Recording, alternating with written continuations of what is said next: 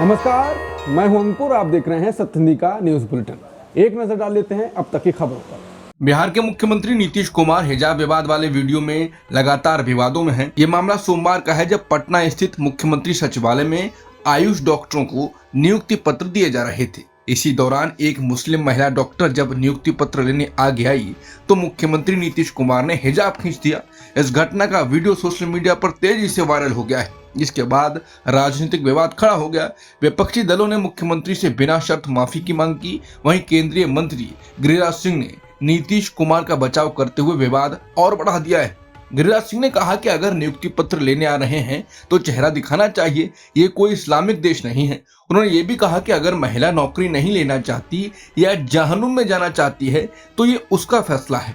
उस बयान के बाद नाराजगी और तेज हो गई। वहीं बिहार के स्वास्थ्य मंत्री मंगल पांडे ने कहा कि उन्हें महिला द्वारा नौकरी ठुकराने की खबर की जानकारी नहीं है और उन्होंने कहा कि नीतीश कुमार हमेशा महिलाओं के सम्मान और सशक्तिकरण के लिए काम करते रहे हैं। इस बीच उत्तर प्रदेश सरकार के मंत्री संजय निषाद के एक बयान ने और विवाद बढ़ा दिया था। उन्होंने कहा कि अगर उन्होंने कहीं और छू लिया होता तो क्या होता। इस बयान को महिला विरोधी और अशोभनीय बताया गया। बाद में संजय निषाद ने कहा कि उनके बयान का मतलब गलत तरीके से पेश किया गया। इस घटना की देश और विदेश, खासकर पश्चिमी एशिया देशों में भी आलोचना हो रही है। नीतीश कुमार पर मुस्लिम परंपराओं के अपमान और आरएसएस एजेंडे पर चलने के आरोप लगाए जा रहे हैं। कांग्रेस सांसद तारिक अनवर ने नीतीश कुमार और गिरिराज सिंह पर हमला बोलते हुए कहा कि ये लोग सस्ती सोच वाले हैं। भारत एक धर्मनिरपेक्ष देश है। नीतीश कुमार का ये व्यवहार शर्मनाक और दुखद है। संसद के दोनों सदनों ने विकसित भारत गारंटी फॉर रोजगार एंड आजीविका मिशन ग्रामीण यानी VBG रामजी बिल को मंजूरी दे दी है। ये बिल 20 साल पुराने मनरेगा कानून की जगह लाया गया है। बिल के पास होने के दौरान संसद में विपक्ष ने जोरदार विरोध किया। गुरुवार को लोकसभा में विपक्षी सांसद वेल में आ गए, बिल की कॉपियां फाड़ी और नारेबाजी की। राज्यसभा में इस बिल पर शाम को चर्चा शुरू हुई और आधी रात के बाद हंगामे के बीच ध्वनि मत से बिल पास कर दिया गया। इसके बाद विपक्षी सांसदों ने संसद परिसर स्थित संविधान सदन के बाहर धरना दिया। विपक्ष का आरोप है कि सरकार ने बिल को जल्दबाजी में पास कराया। विपक्षी दलों ने कहा कि राज्यसभा सांसदों को इस अहम बिल पर संशोधन देने के लिए सिर्फ 45 मिनट का समय दिया गया, जो संसदीय परंपराओं के खिलाफ है।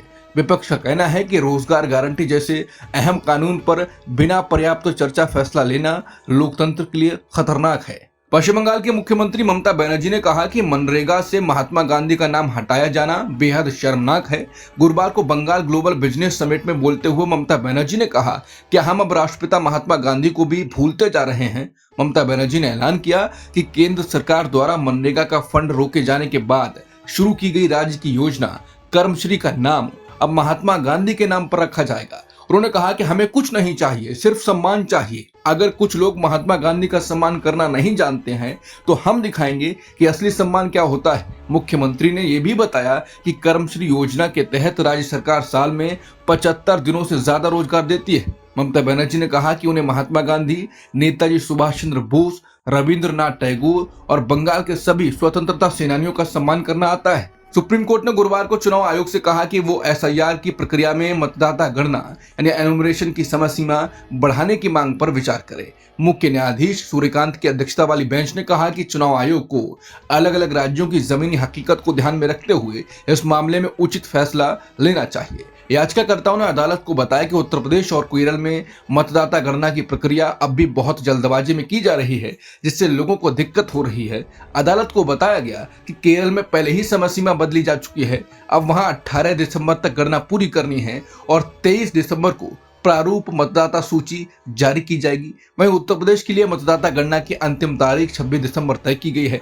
सुप्रीम कोर्ट ने चुनाव आयोग से कहा है कि वो इन मांगों पर विचार कर उचित और संतुलित निर्णय ले। भारत और ओमान ने गुरुवार को व्यापक आर्थिक साझेदारी समझौते पर हस्ताक्षर किए। इस समझौते के तहत ओमान भारत को 98% यानी 98% से ज्यादा उत्पादों पर ड्यूटी फ्री पहुंच देगा। इससे ओमान को भारत के लगभग 99% निर्यात को फायदा होगा। वहीं भारत ने भी ओमान से आने वाले सामान पर करीब 78% यानी 78% टैरिफ लाइनों पर रियायत देने पर सहमति जताई है। इससे भारत के लगभग 95% आयात को कवर किया जाएगा। सरल शब्दों में कहें तो समझौते से दोनों देशों के बीच व्यापार सस्ता और आसान होगा। सिर्फ सामानों के व्यापार ही नहीं, ये समझौता सेवा क्षेत्र को भी फायदा देगा। खासतौर पर भारतीय कामगारों और प्रोफेशनल्स की आवाजाही आसान होने की उम्मीद है। बिहार सरकार ने साफ किया है कि मुख्यमंत्री महिला रोजगार योजना के तहत गलती से पैसे पाने वालों से कोई जबरदस्ती वसूली नहीं की जाएगी।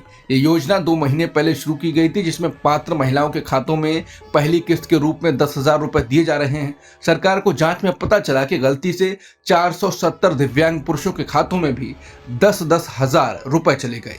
ये चूक योजना लागू होने के दौरान हुई। अब तक इस योजना के तहत 1,51,00,000 महिलाओं को ये राशि दी जा चुकी है। इन महिलाओं का जीविका स्वयं सहायता समूह का सदस्य होना जरूरी है। जीविका के CEO हिमांशु पांडे ने बताया कि यह गलती अधिकारियों की लापरवाही की वजह से हुई है। उन्होंने कहा कि इतनी बड़ी योजना में कभी कभी ऐसी गलतियां हो जाती हैं। हमने खुद इस गलती को पकड़ा है और किसी पर दबाव नहीं डाला जाएगा। संसद की एक समिति ने कहा है कि बांग्लादेश में हो रहे हालिया घटनाक्रम भारत के लिए 1971 के मुक्ति संग्राम के बाद की सबसे बड़ी रणनीतिक चुनौती बन गए हैं। ये बात विदेश मामलों की संसदीय स्थायी समिति की रिपोर्ट में कही गई है। इस समिति के अध्यक्ष लोकसभा सांसद शशि थरूर हैं। रिपोर्ट में भारत बांग्लादेश संबंधों के पिछले 2 सालों के उतार चढ़ाव का जिक्र किया गया है। समिति का कहना है कि बांग्लादेश में राजनीतिक और रणनीतिक बदलाव देखने को मिल रहा है। रिपोर्ट के मुताबिक अगर भारत ने अपनी नीति में समय रहते बदलाव नहीं किया तो नई दिल्ली ढाका में अपनी रणनीतिक पकड़ खो सकता है। समिति ने संकेत दिया है कि भारत को बांग्लादेश नीति पर नए सिरे से सोचने और रणनीति में बदलाव करने की जरूरत है। बांग्लादेश में फरवरी में होने वाले चुनावों और अवामी लीग पर लगे प्रतिबंध को लेकर पहली प्रतिक्रिया देते हुए पूर्व प्रधानमंत्री शेख हसीना के बेटे और सलाहकार सजीव वाजेद जॉय ने अंतरिम सरकार पर गंभीर आरोप लगाए हैं। सजीव वाजेद ने कहा कि मोहम्मद यूनुस के नेतृत्व वाली अंतरिम सरकार बांग्लादेश में एक इस्लामी शासन स्थापित करने की कोशिश कर रही है। उन्होंने ये भी चेतावनी दी कि बांग्लादेश में बिगड़ती सुरक्षा स्थिति भारत के लिए बड़ा खतरा बन सकती है। उन्होंने ये बातें द इंडियन एक्सप्रेस को ईमेल के इंटरव्यू में दी। सजीव वाजेद ने आरोप लगाया कि यूनुस सरकार ने जमात इस्लामी और अन्य इस्लामी संगठनों को खुली छूट दे दी है। उनका कहना है इस तरह बांग्लादेश को एक असफल इस्लामी राज्य की ओर धकेला जा रहा है। शेख हसीना के बेटे और सलाहकार सजीव वाजेद ने बांग्लादेश में होने वाले चुनावों पर कहा कि अवामी लीग और जातीय पार्टियों को चुनाव से बाहर रखने का मतलब है कि देश के करीब आधे वोटर्स को वोट देने के अधिकार से वंचित किया जा रहा है। उनके मुताबिक ऐसे हालात में होने वाला चुनाव धांधली वाला चुनाव होगा। भारत की भूमिका पर बोलते हुए उन्होंने कहा कि भारत को अंतर्राष्ट्रीय समुदाय के साथ मिलकर बांग्लादेश में लोकतंत्र की बहाली के लिए ज्यादा सक्रिय भूमिका निभानी चाहिए। शेख हसीना के प्रत्यर्पण की मांग पर उन्होंने कहा कि बांग्लादेश में कानूनी प्रक्रिया का पालन नहीं हुआ है और उनकी मांग को अपने वकीलों से मिलने तक की अनुमति नहीं दी गई, इसलिए भारत को इस मामले में कुछ करने की जरूरत नहीं है। पाकिस्तान के साथ अंतरिम सरकार की बढ़ती नजदीकियों पर सजीव वाजेद ने कहा यह भारत के लिए बेहद चिंता की बात है।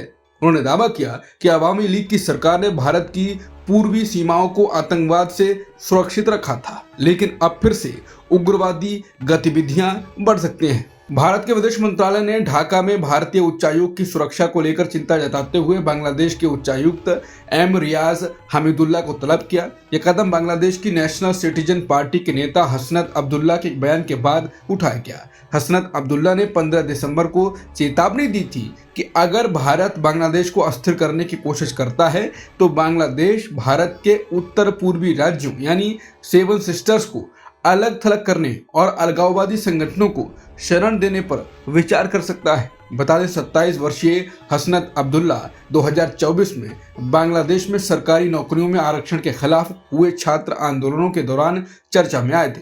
यही आंदोलन बाद में तत्कालीन प्रधानमंत्री शेख हसीना की सरकार के खिलाफ बड़े विरोध प्रदर्शनों में बदल गया, जिसके बाद हसीना को सत्ता छोड़नी पड़ी। वहीं भारत ने उनके हालिया बयान को गंभीरता से लेते हुए बांग्लादेश सरकार के सामने भारतीय मिशन की सुरक्षा का मुद्दा उठाया है।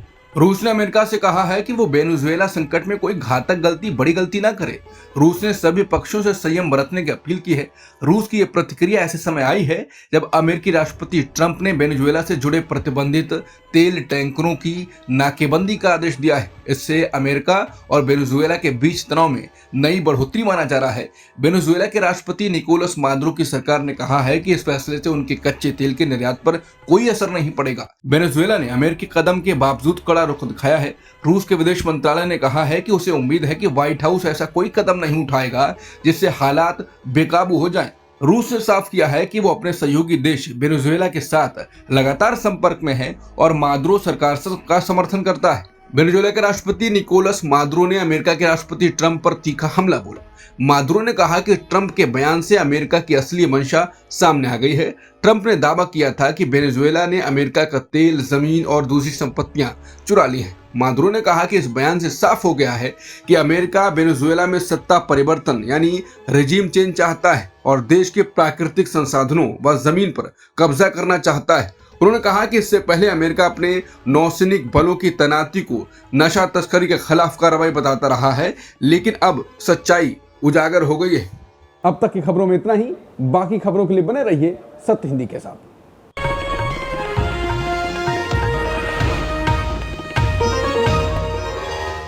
Copyright disclaimer under Section 107 of the Copyright Act 1976. Allowance is made for fair use for purposes such as criticism, comment, news reporting, scholarship, and research.